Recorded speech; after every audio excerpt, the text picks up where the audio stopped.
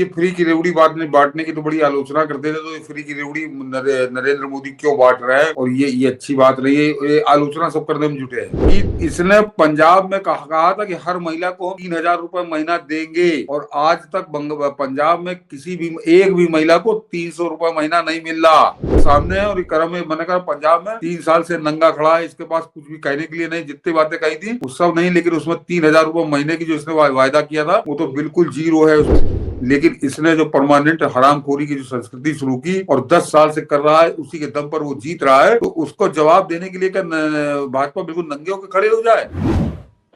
Sir, Bharatiya Janata party ने आज संकल्प पत्र जारी किया दिल्ली के लिए, और दिल्ली के जो संकल्प पत्र जारी किया गया है भाजपा की तरफ से, उस संकल्प पत्र को देखते ही केजरीवाल एकदम से बौखला गए कि हमारी कॉपी कर लिया जी, हमें रेवड़ी बांटने वाला कहा जा रहा था जी, और पूरी मेरी ही कॉपी कर ली, कैसा चलेगा। भाजपा कह रही कि अभी तो बेटा ये संकल्प पत्र का पहला हिस्सा, और बेहतरीन बात है कि अब तक इसे कहा जाता था घोषणा पत्र, मोदी ने इसे संकल्प पत्र नाम दिया।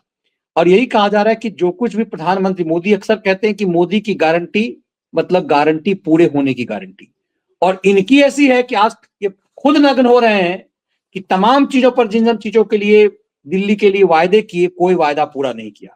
इस संकल्प पत्र को लेकर के जो बौखलाहट है वो केजरी गैंग की, वो आपको क्यों लग रहा है कि क्यों बौखला गए हैं संकल्प पत्र को देख करके? वो उसकी बौखलाहट का वीडियो है क्या मनीष जी, केजरीवाल बोला है? वो मैं निकाल नहीं पाया, लेकिन उसने प्रेस कॉन्फ्रेंस भी किया, तुरंत बौखलाया है। और केजरीवाल ने कहा कि मेरी, और उसने केजरीवाल ने नहीं कहा, बारी बारी से अपने तमाम प्रवक्ताओं को उठाया और वन लाइनर ये चला रहे हैं कि ये हमारी कॉपी है। मैं देख चुका हूँ। मैंने कहा होता तो वो दिखा देते दर्शकों के लिए, मैं कह रहा था मैं देख चुका हूँ।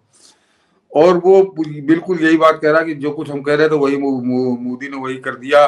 और वो बार बार एक सवाल उठा रहा, और उसको लेकर सारे न्यूज चैनल भी बड़ा व्याकुल हो गए।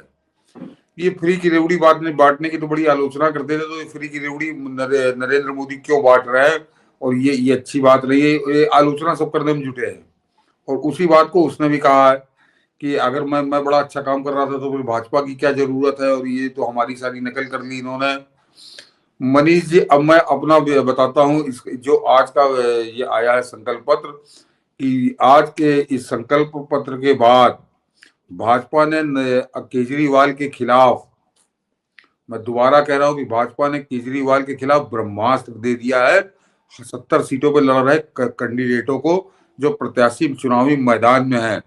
सिर्फ इस संकल्प पत्र में केजरीवाल को भागे जगह नहीं मिलेगी, भागता हुआ घर घर घूमेगा, इसको कहीं जगह नहीं मिलेगी ये। और अब बता रहा हूँ ये क्यों। ये देखिए, बड़ा शातिर आदमी, ये समझ गया उस बात को।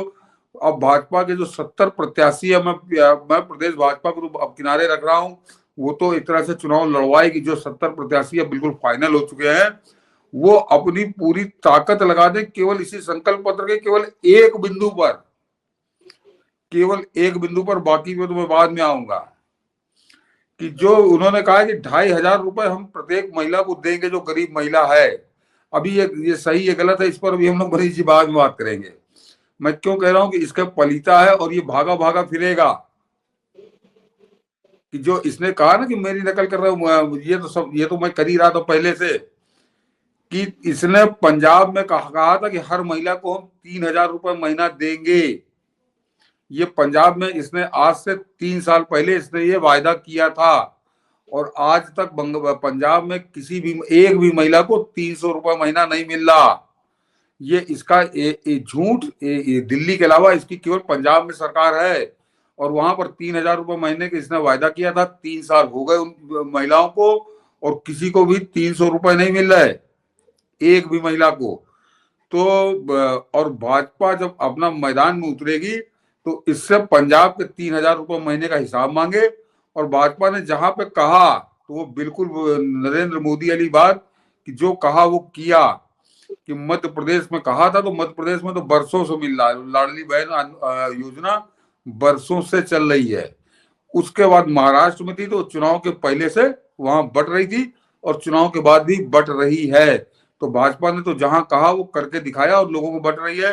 और मध्य प्रदेश का तो बड़ा लंबा इतिहास है। भाजपा अगर दिल्ली में कह रही है तो कोई कारण नहीं है। आपके पास एक सबूत है, दो उदाहरण है कि हमने कहा है तो हम देंगे।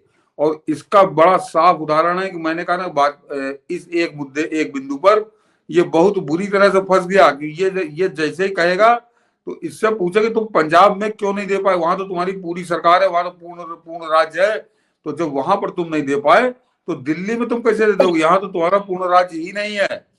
तो ये अपने आप में फंस गया और एक इसी मामले में ही ये पूरे चुनाव में उलझ जाएगा अगर ठीक से भाजपा ने इसको घेरा तो निश्चित तौर पर ये इसमें कोई फर्क नहीं। आज के बाद ये चारों खाने चित, बशर्ते इसका प्रयोग अब भाजपा कैसे करती है, क्योंकि ये अपना इसके कर्म इसके सामने है और ये कर्म में मैंने कहा पंजाब में 3 साल से नंगा खड़ा है, इसके पास कुछ भी कहने के लिए नहीं, जितनी बातें कही थी वो सब नहीं, लेकिन उसमें 3,000 रुपये महीने की जो इसने वायदा किया था वो तो बिल्कुल जीरो है उस पर, और 3 साल बाद भी ये जीरो पे खड़ा है। तो ये और जो बाकी योजनाएं हैं तो वो जो छात्रों को बस के अंदर है उसको मैं बहुत ज्यादा रेवड़ी फेवड़ी नहीं मानता।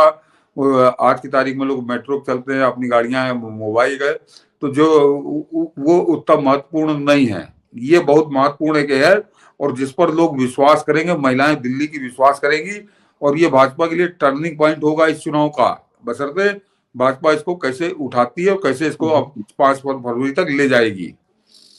और अब आता हूं मनीष जी, वो जो न्यूज चैनलों पे ज्ञान बंटना शुरू हो गया, अभी तक नहीं बटा। अभी जब इसने कहा था तब भी बटा नहीं, 10 साल से बांट रहा था तब ये ज्ञान नहीं बटा।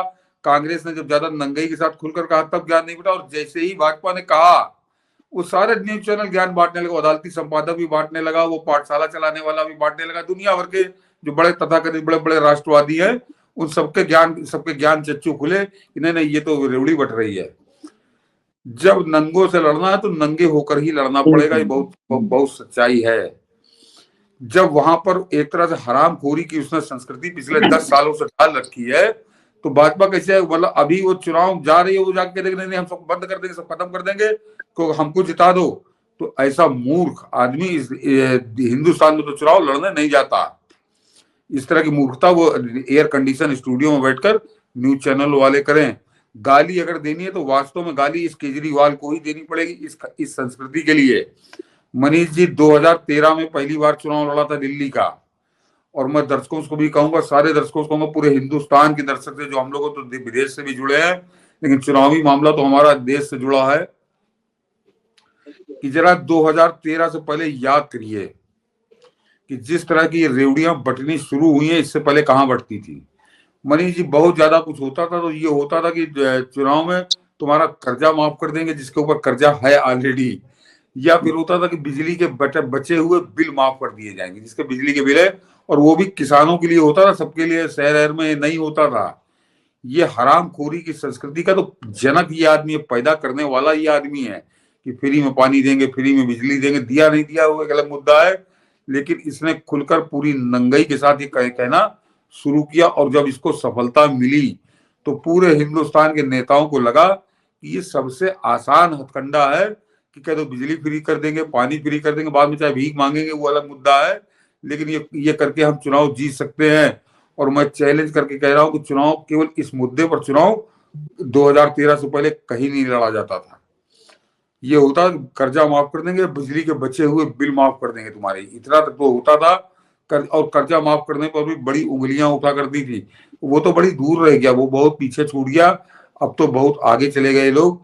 और या इससे पहले ये संस्कृति मनी जी दक्षिण भारत में हुआ करती थी, और वो भी विशेषकर तमिलनाडु में। तमिलनाडु में तुमको मंगलसूत्र दे देंगे, कोई तरह तुमको टेलीविजन दे देंगे, इस तरह की बातें, वो भी कोई एक पर्टिकुलर एक गिफ्ट देते थे।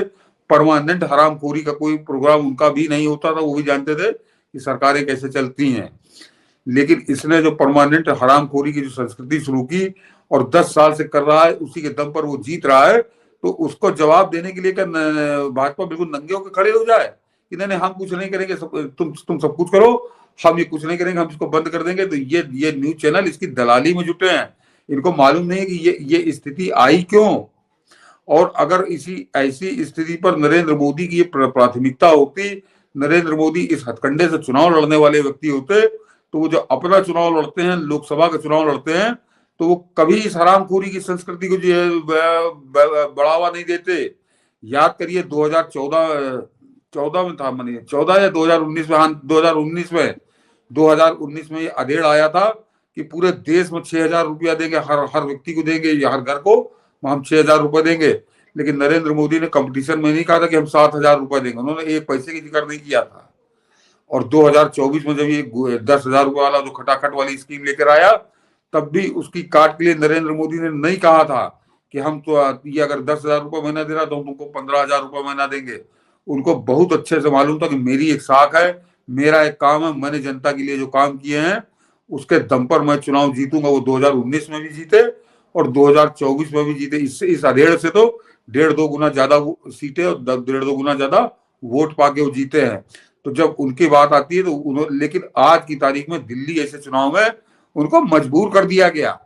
ये इतना बैठे ही जो बैठे न्यूज चैनलों में आधा आधा दर्जन 1.5 दर्जन जो एडिटर बैठे हैं, फलाने एडिटर, ढिमाके एडिटर, झांगिया एडिटर, पजामा एडिटर, दुनिया भर के जो एडिटर बैठे हैं, इनको इतनी तमीज नहीं है। तो जब नंगों के साथ सामना होगा तो नंगे के साथ नंगे होकर ही लड़ना पड़ेगा। और वो दिल्ली में बिल्कुल ठीक किया है। और सबसे खास बात, इनको जो आग लगी हुई है न्यूज चैनलों को, असल में मनीष जी, इन न्यूज चैनलों को तो पूरे न्यूज चैनल केजरीवाल ही चलवा रहा था। इनको मालूम है कि केजरीवाल की अगर सरकार बन गई तो फिर 5 साल इनकी हरामखोरी चलेगी, उसका झूठे विज्ञापन दिखाया करेंगे।